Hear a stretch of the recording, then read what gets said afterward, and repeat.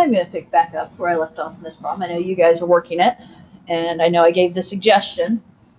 Not that you have to, but you can clean up like terms before you actually do your integration. So if I take that route, -2 to 1, and I would look at 3 minus 1, so 3 minus y squared and minus y are the pieces. You can have them in whatever order you want. And then we're ready to integrate, yes? I said it. Did I write it down? No. 3 minus 1 is not 3. 3 minus 1 is 2. There we go.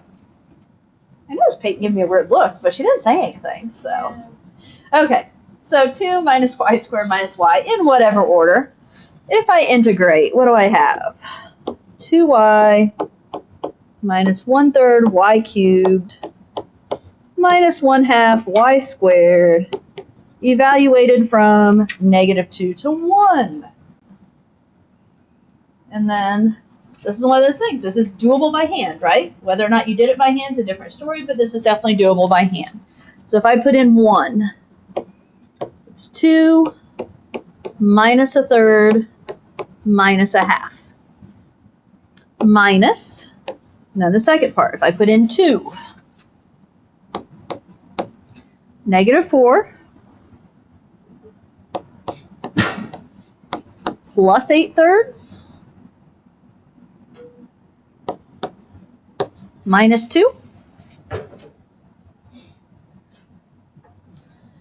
And then, I don't know, clean it up as you want. You can clean up some like pieces.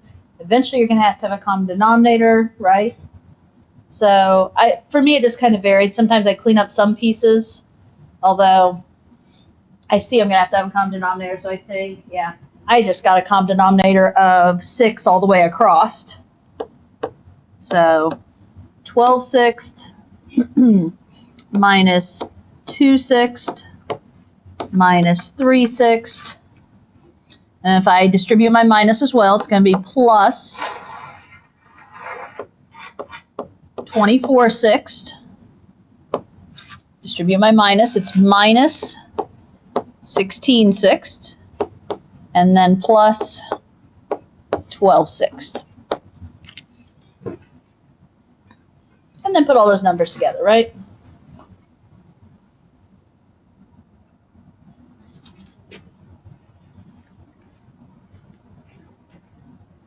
Okay.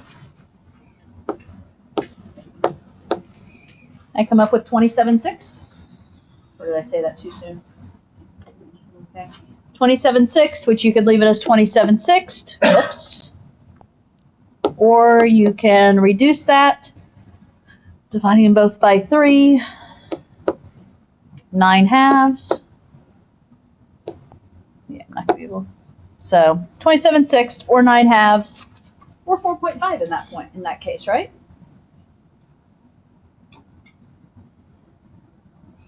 And that represents our area between the sideways parabola and the line. Do remember, this one was sideways, right? So instead of doing upper minus lower, I did right minus left. Because I did right minus left, I was in terms of y. So they were x equals, they were in terms of y. Because I was integrating with the variable y, then my boundaries, my -2 and 1, were the y values. Does that ring a few bells there? It will when you get to homework, right? Okay, moving along then, unless we have everything we need.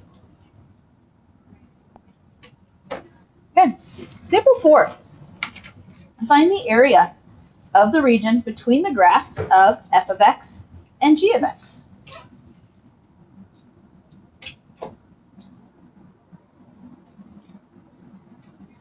Thoughts here. Area of the region between the two graphs.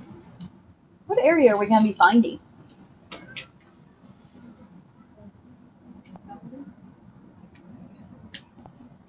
What did you say? The bounded area. Now, note, did you say that on purpose? Bounded areas? Is there 2 areas here?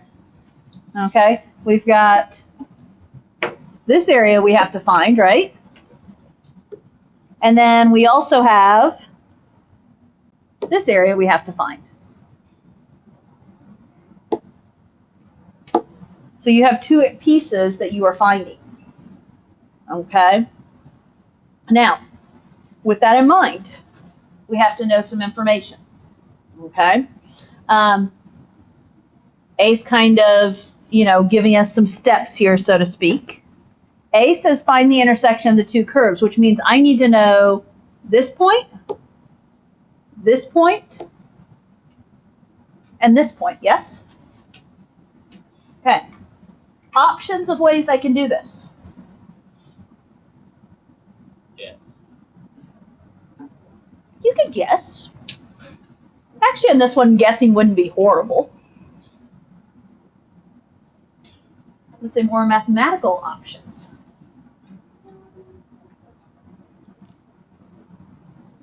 Although, actually, I guess guessing, if you put the numbers in and check them, that would work. If you had the availability of the graphing calculator, we could graph them, yes? Let's play the what if game. What if you don't have the availability of the graphing calculator? And guessing isn't this obvious. If you're trying to find where 2 curves intersect, set them equal to each other. And I'll be honest, the algebra isn't bad here. Okay?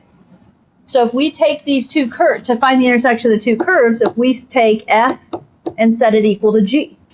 So I'm setting 14x plus x squared minus 2x cubed equal to x squared minus 4x. Okay? This is what, you've got to know how to do this. You don't always have the option of the calculator. If we work to clean this up,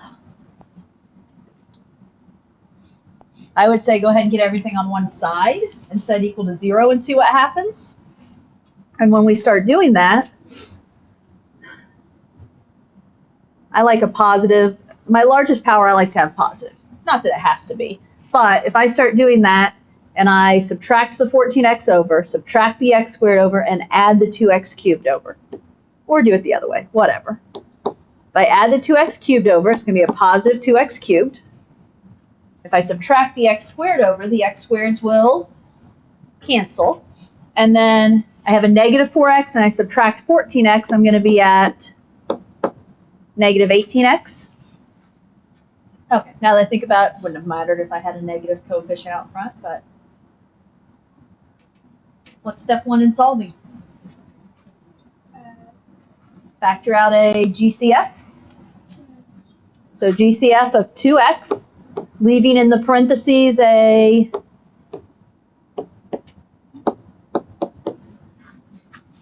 x squared minus 9. I can go one of 2 ways, depending on what you see and what you prefer. X equals 0, and then x squared minus 9 equals 0, x equals plus or minus 3. Okay. So you could go ahead and set each part equal to 0 and get your zeros. You could also take x squared minus 9 and factor it one more step, couldn't you? Because x squared minus 9 would factor into x plus 3 and x minus 3. Does it matter? Absolutely not. Okay, so if you go ahead and stop here and say 2x equals 0, x squared minus 9 equals 0, then I end up with x equals 0. And I don't care if you do it this way, x squared equals 9, which means don't forget it's going to be plus or minus 3. Now, do those points make sense? Yeah. And in all honesty, back to Jacob's guessing, are those the x values you would guess? Those are the x values you would guess if I would think, if I would think it through that way. So I know that there is something at negative 3 comma something, 0 comma something, and 3 comma something. This is the part I'm not quite so sure I would guess on, but Sounded like mine, honestly. Put them into one of the equations, yes? Oops. So it doesn't matter which equation because they're intersection points, but plug it in. So if I plug in -3, that's going to be what? 9 plus 12? So 21. If I plug in 0, 0 minus 0. If I plug in 3, 9 minus 12, which is -3. So those are your intersection points, which are going to be helpful to know.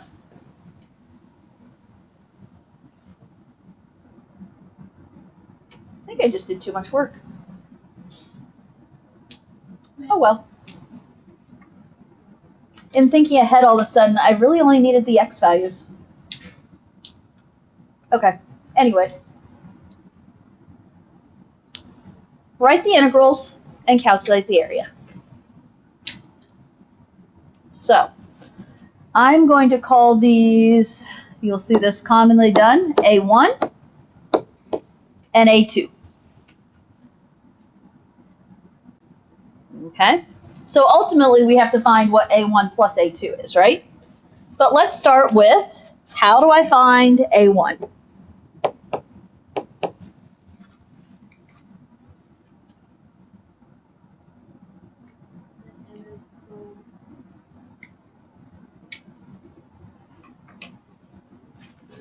I agree. The integral.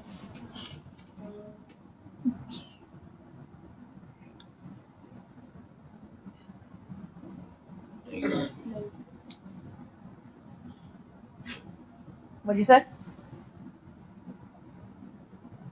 0.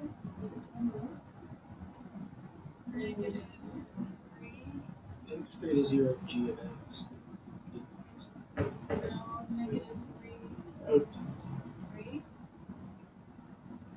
Well, if we're just looking at A1, we have this point that is -321, and this point that is 0, 0, right?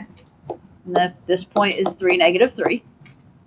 So if we're just looking at A1, we only need to, and can we go back? I know the last one you saw was right minus left. Can we go back and do an upper minus lower? We can do upper minus lower, so that means I'm going to go from x to x. Yes? So we're going to be integrating from -3 to 0. If we're integrating in terms of x, which we are going to be this time, we only use the x values. We use the y values when we're integrating in terms of y, which is what the last one did. Okay? How do you know what it's for x or y? In this case, we're going to be able to look at, we have an upper curve and a lower curve. So we can do upper minus lower. And over here we have an upper curve and a lower curve. So we can do upper minus lower. And when you're doing upper minus lower, it's going to be the idea that you have that is not a very straight vertical rectangle, but you're going to have this vertical rectangle, which we're going to be using in terms of x then. Okay. And here's another key. I am not going to be able to solve those and make them x equals something. Okay? Because that's the other thing, is if I'm going to use the y values, I have to be working with the y variables, which I definitely cannot do on this one. Okay? So it's the idea that on this last one, I didn't have an upper minus a lower, I had a right minus a left.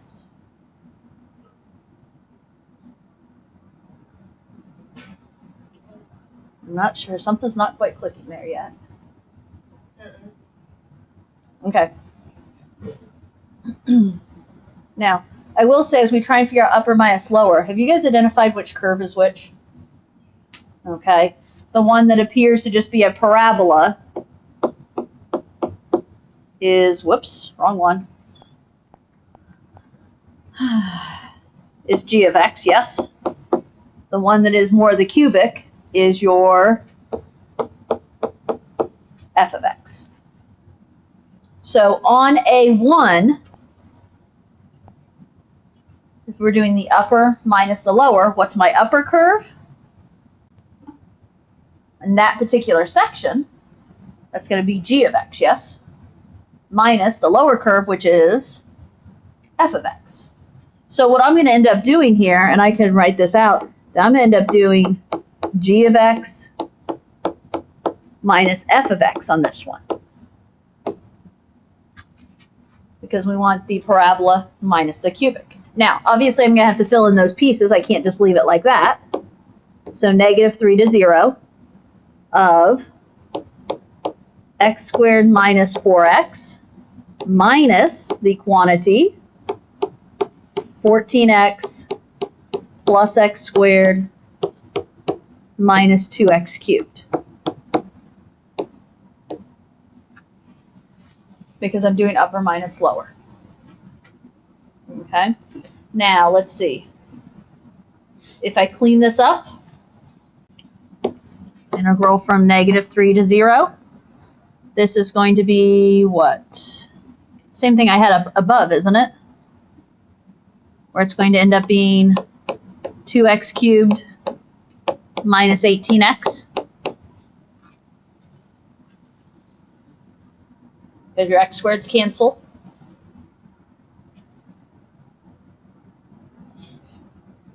And you're integrating this. Integral of 2x cubed.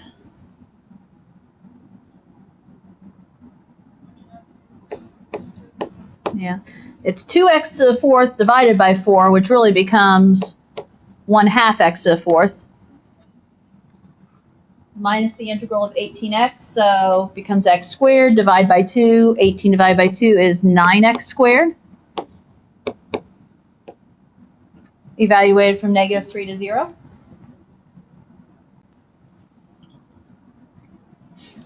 Excuse me.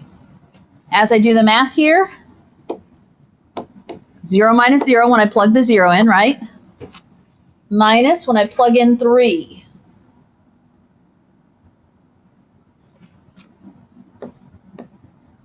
(81 halves) minus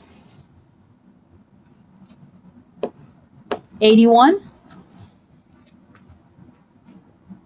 So minus the quantity of 81 halves minus 81.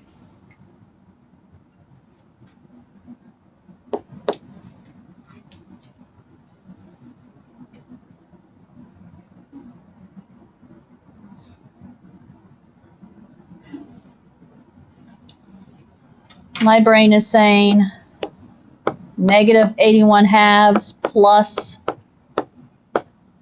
162 halves is going to be 81 halves, or 40.5. Yeah. So whether you say 81 halves, gosh darn it. Also, that is 40.5 if you prefer, either or.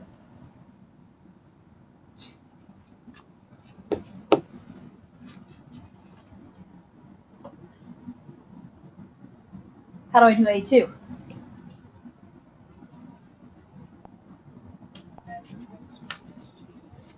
Okay. The key is on A2, and this is why we have to do two pieces here. This one, we have the other one up top, right? We have the cubic up top minus the quadratic down below. So this one is going to be f of x minus g of x.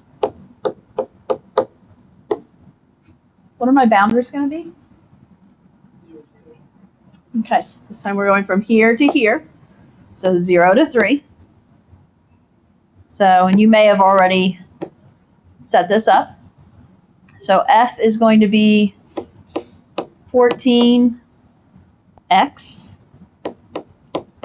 plus x squared minus 2x cubed. And then it's going to be minus the other one, which is x squared minus 4x. Now, if you're smart about this, realize it's going to clean up to be the same thing, just opposite signs, right? So it's the integral from 0 to 3 of negative 2x cubed plus 18x. So my integral is going to be the same, just opposite signs. So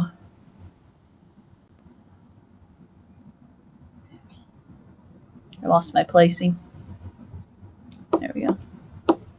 Negative 1/2 x to the fourth plus 9x squared, evaluated from 0 to 3. It's a bit a lot better on my paper than it does here. Plug in 3, then 0, yes? So this is going to be negative 81 halves plus 81. And then the other side is minus 0 and minus 0, right? So negative, is it going to let me? Nope. Negative 81 halves, there we go, plus 162 halves is going to be another 81 halves, right? Which could also be 40.5.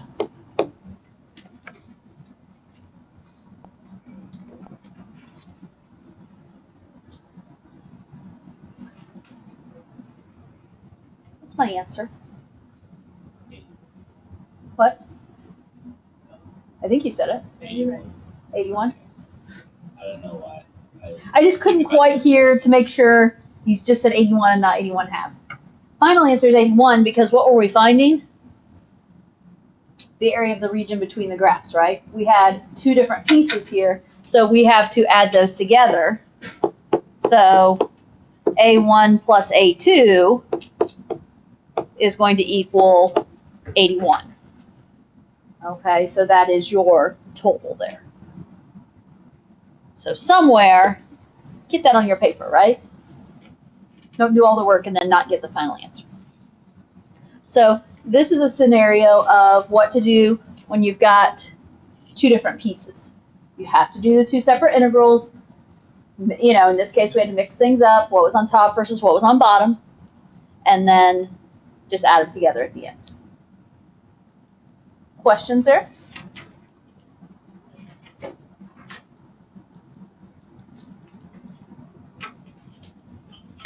Okay. Shall we try 5?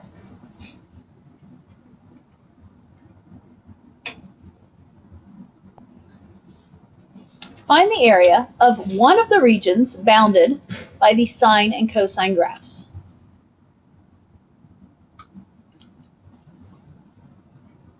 So, I don't know if you can tell, but sine and cosine here are sketched. And, okay, sketch, no, I don't remember. So sketch, no, f of x is bigger than g of x. I guess they're just, depends on which section we wanted to find. It says find the area of one of the regions. If we're finding the area of one of the regions, which region do you want to do? Does it matter? Me personally, I just automatically go to the first piece here. Now, in all honesty, once you know the first region, don't you know the second region also? They're symmetric, yes. So, if we are using this region right there, and it is suggesting that f should be the greater graph than g of x, well then what that's saying is that this one is going to be f, and this one is going to be g. We were told these are sine and cosine graphs. Well, what do you remember? What's f? What's g? F is sine. And that means g is cosine, right? I don't know if you guys have helped any pre-calc kids with their graphs, but they just graph these. Remember, sine starts at 0, max, 0, min, 0 at 2 pi. Whereas cosine is the big valley. Starts up at 1 with a max, minimum in the middle, max at the end. Does that sound the least bit familiar? Okay. Okay, B, find the bounds A and B where sine equals cosine. So that means we're trying to find this point and this point. Technically, there's a third point over here too, but I'm not going to worry about that.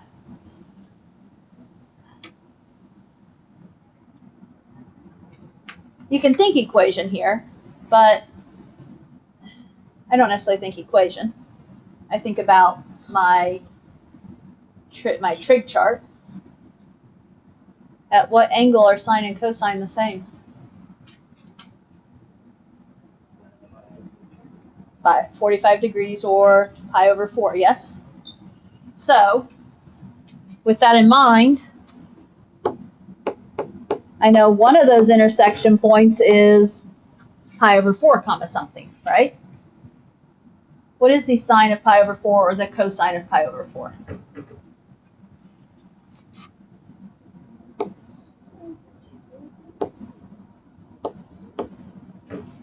Square root of 2 over 2?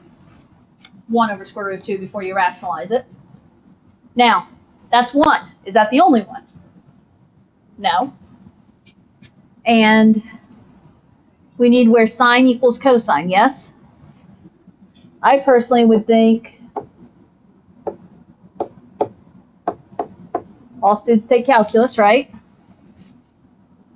We had 1 here at pi over 4. What other quadrant are sine and cosine going to be the same? Quadrant 3, because down here they're both going to be negative, yes? Because in the sine and cosine quadrant, you have one positive, one negative, so they won't be equal. What is this angle? 5 pi over 4? And here's what I'm going to go with, guys. If you start counting around, 1 pi over 4, 2 pi over 4, 3 pi over 4, 4 pi over 4, 5 pi over 4. So my other piece is 5 pi over 4. Gosh darn it. Again, we're finding the y values, but we don't even really need the y values. Habits. Right? While we're here, it's good review.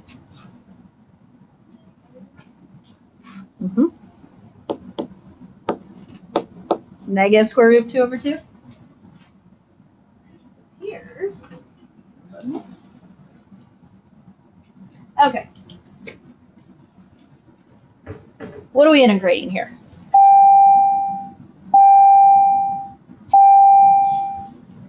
Here's my hint. There you go. Fill in the pieces for me.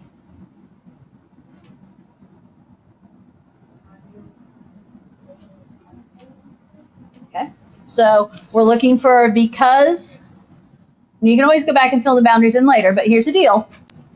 You can see this is going to be an upper curve, right, minus a lower curve.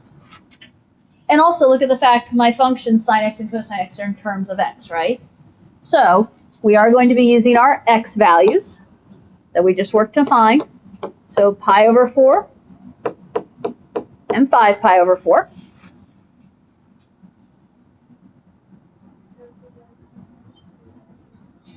Okay, in this case, it's f of x minus g of x, where f of x is sine of x minus g of x is cosine of x.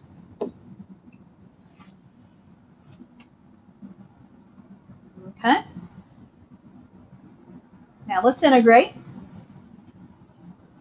What's the integral of cosine? Excuse me, what's the integral of sine? Let's go in order here. Negative cosine x minus, what's the integral of cosine? Sine. Evaluated from pi over 4 to 5 pi over 4. Actually, these values are going to help us, so we found earlier. So, what do we have here? Negative cosine of 5 pi over 4 minus sine of 5 pi over 4 minus negative cosine of pi over 4 minus sine of pi over 4.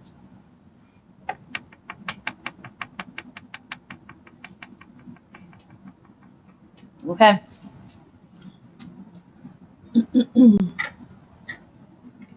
Keep in mind, these values were sine and cosine, weren't they? So, okay, so cosine of 5 pi over 4 is going to be negative square root of 2, but the negative of that is going to make it positive square root of 2 over 2. Minus the sine of 5 pi over 4, same thing. So we're going to be doing minus this negative square root of 2 over 2, so that's going to again become plus square root of 2 over 2. Now, officially, how do you feel? This was minus, both of these are negative. So what's going to end up happening there?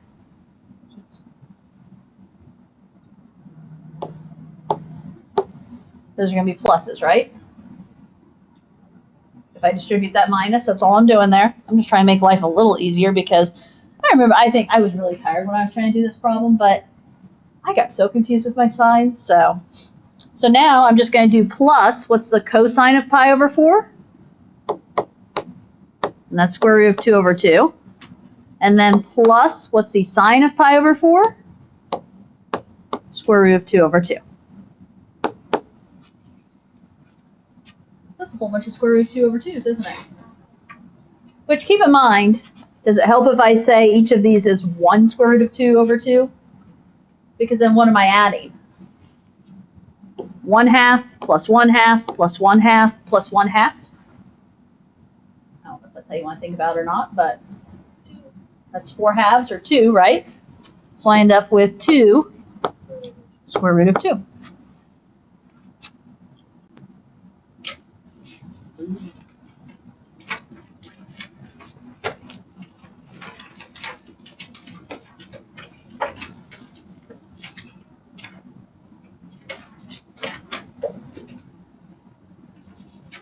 Okay.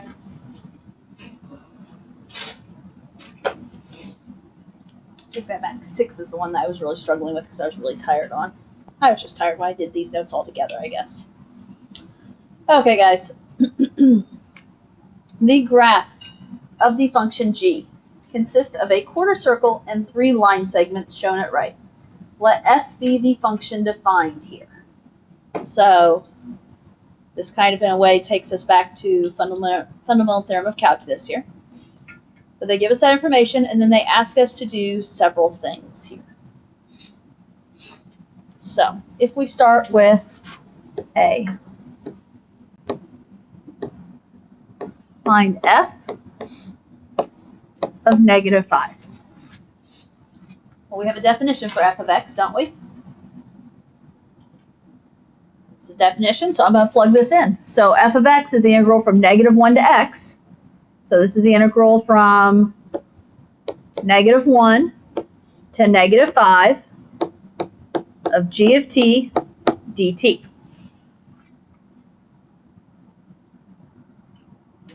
It's not labeled, is it? But what you need to know, yeah, the graph is not labeled, but this graph is g of t, FYI. Okay. I guess, okay, it does say the graph of function g, right? So g consists of the quarter circle and 3 line segments. So, what do you want to do here?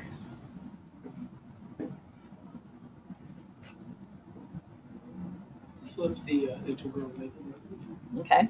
It's kind of hard to go from negative 1 to negative 5, isn't it? But we can go from negative 5 to negative 1. So if you recall that step, in order to flip the pieces, you make it a negative out front, yes? So basically what it's saying is we're going to, whatever we find our answer to be, we're going to multiply it by a negative. Now what?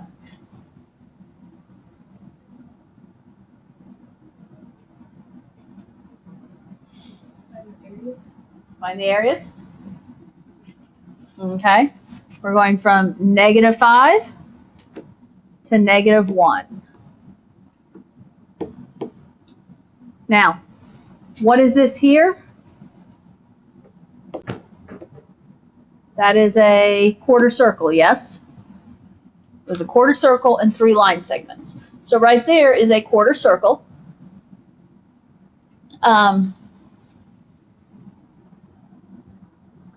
I know I'm going to run out of room. I don't have nearly enough room to do everything, but you guys have room. Okay, what do you know about the quarter circle? A quarter of pi r squared. So this is going to be, what's my radius? 2. Except what did I forget? The quarter. So 1/4 pi times 2 squared. Maybe I should have done that off to the side. Probably should have, because this is going to get messy. Oh well.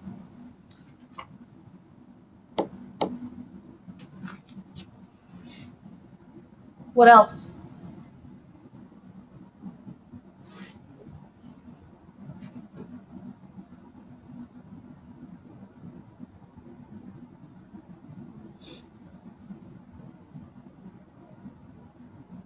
What do we know here?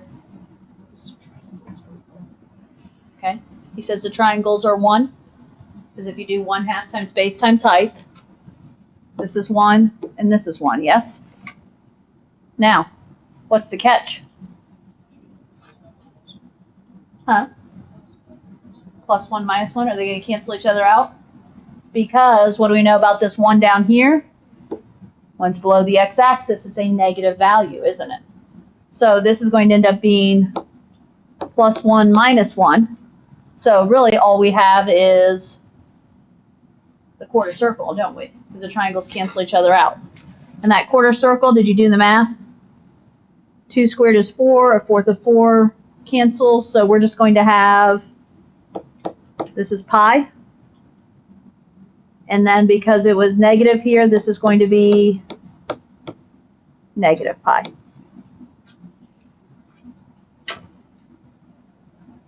Okay. That was f of -5.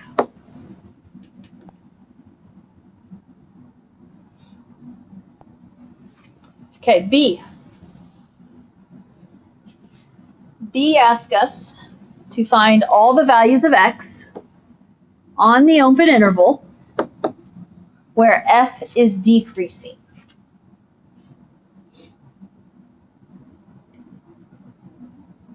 Okay, guys. So what do we know about f? It's the area of that Okay. area. So where the graph is negative. Could I think like that?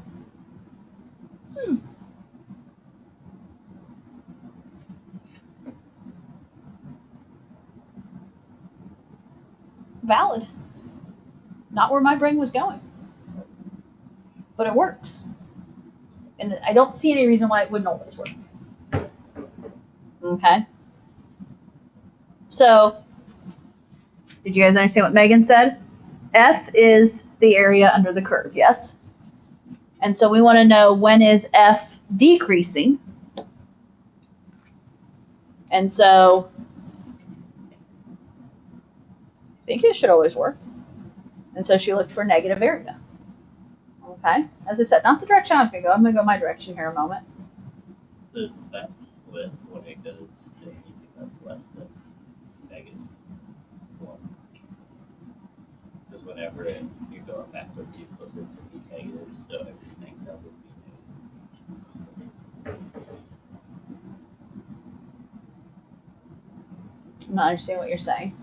So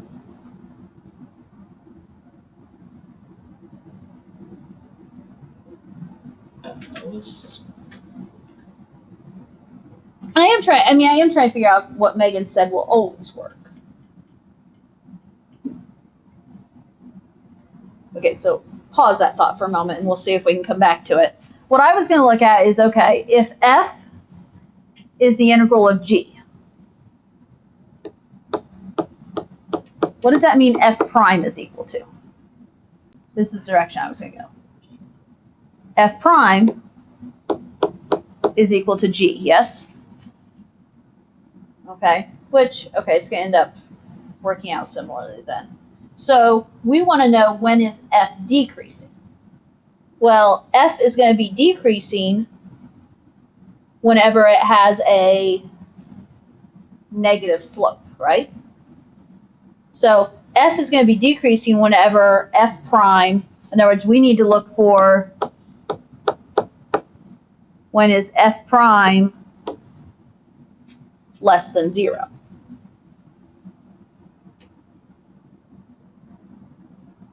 Okay, now keeping in mind, f prime is what? F prime is the same as g. So we're also looking for where it, you can think this through. My brain always then tends to think, okay, so I need to know when is g less than 0. And when is that happening? That is from -2 to 1, that g has a negative function value, so f prime is negative. So where is f decreasing? Decreasing on -2 to 1. So what I'm going to say is f is decreasing on -2 to 1. And I'm going to say, since f prime of x is less than 0 there. Okay? That would be your official justification.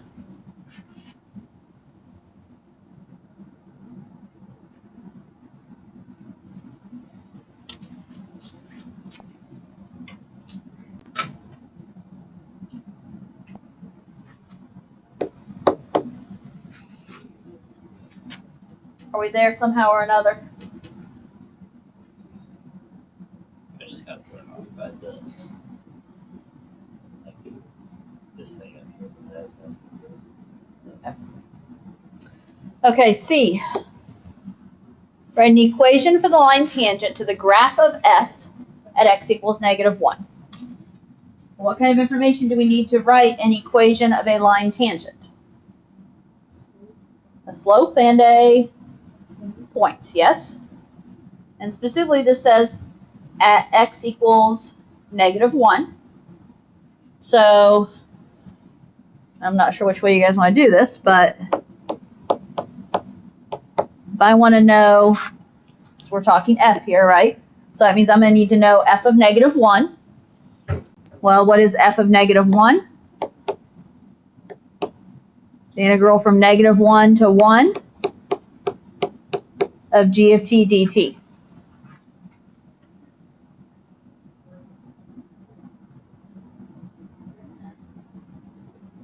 What do you know about the integral from -1 to 1? Do you remember the rule on that? 0. And here's what I'm going to say. I'll be honest, I had to pause and think about that rule for a moment because I just spaced it. But think logically. It's the integral, so it's the area under the curve from -1 to itself, which there is nothing there to have area under the curve, which is how we know that that's going to be 0, and thus I'm going to have the point -1, 0 to use, yes? Okay.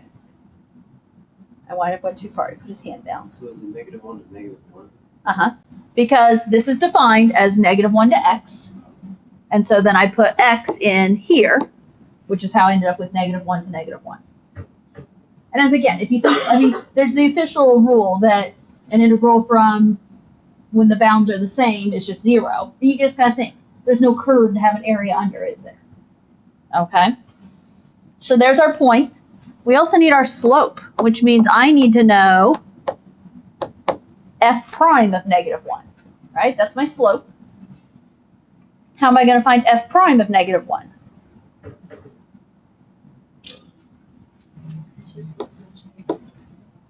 Yeah, f prime is equal to g. We discussed that last step. So that means I need to know g of -1. What is this graph? This graph is g. So what's g of -1? -2. Because it's not asking for area under the curve, it's just asking for the point of the curve. So then this says my slope is -2. And you can write your information, yes? Let's see.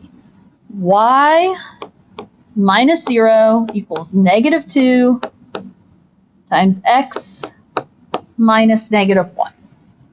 So I would write this as y equals -2 times x plus 1.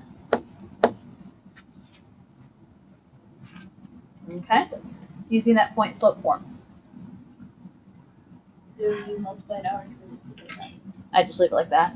Usually point slope form I feel like is what you see most of the time on like AP. So, and you know, sometimes they do that, I can't think of it, where they add the 0 over here and they have that piece over here too, but they still don't multiply it out. So, okay, one more piece. What's D? Find the minimum value of f on the closed interval from -5 to 4. Justify your answer. Okay. Minimum value. Well, we're on a closed interval, yes. So we have to kind of think about our candidates test. At least that's what it's called in the notes. Because we have to consider the endpoints, and we have to consider any place, well, I would say where the derivative equals 0. But specifically, minimums are going to be where the derivative changes from positive to negative. No. Negative to positive. Right? Okay. So when we think about this, I know I'm going to have to use -5 and 4 because those are endpoints. Are there any values in the middle where we're talking the derivative, right? Where the derivative changes from negative to positive. Well, keep in mind, what do we know? The derivative is the same thing as g. Okay, so if you want some information that I'm talking about, minimums occur, whoops, at endpoints or when f prime of x equals 0 and changes from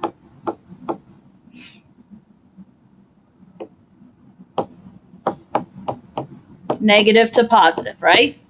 Because if we have a negative and then a positive, that's where your minimum is going to be. I need that visual for myself. I'm struggling here. Okay? So, -5 and 4 are the endpoints. Where's my derivative change from negative to positive? Bless you. Keeping in mind that f prime equals g, so we can just look here at g, yes? Where's g changing from negative to positive? At 1. Now, if we were considering any critical points, technically, could we also put -2 here? -2 is a critical point, yes, except that -2 would represent a max, because it's changing from positive to negative. Okay? And then at this point, we need to know those values. So,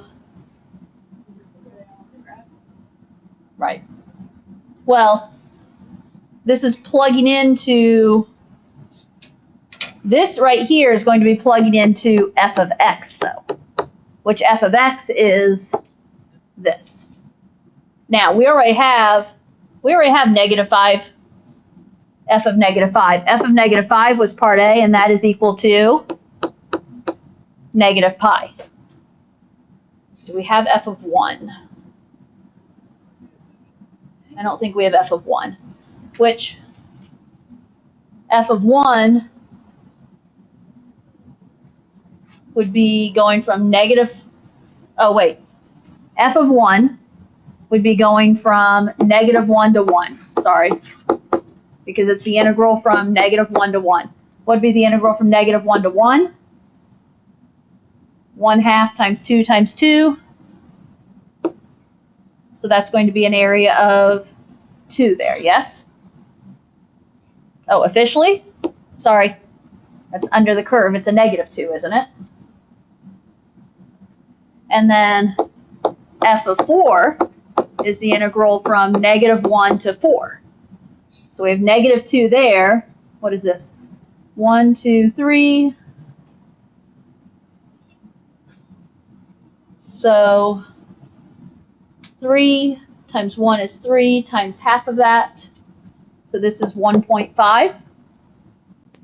So this is going to be from -1 to 4 is going to be -2 plus 1.5, which -2 plus 1.5 is going to be -0.5. Gosh darn it. All of that. Where's our minimum? Okay. Our minimum value is -pi and occurs at -5. Now, AP point here. What did it ask me to find? The minimum value. The minimum value is -pi. Okay? Minimum value is your y value. So minimum value is -pi. And I will say, I am willing to say it occurs at x equals -5. Okay? That one took a bit. Good news is 7 is incredibly quick. Nothing else because it ends up being a calculator problem. But if we look at 7 real briefly, the density of cars on 10 miles of the highway approaching Disney World is approximated by a given function, where x is the distance in miles from the Magic Kingdom entrance.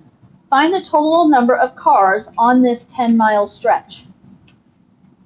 Okay, guys, this is an area. This is more, notice it said area is accumulation. So this is accumulation process here. And if you're looking on this 10-mile stretch, right? So what are we doing? The integral from 0 to 10 of f of x, which is that thing, right? Now, I would do that one by hand. Okay? Or I would not do that one by hand. Sorry, I would do that one by the calculator. My apologies for freaking you out. My mind said one thing, my mouth said another. I have written down 2,806, and 152,000 cars. Okay? It doesn't say to round, so you should probably leave it with 3 decimal places. Okay? Okay, guys, give the homework a try. Come back with questions tomorrow.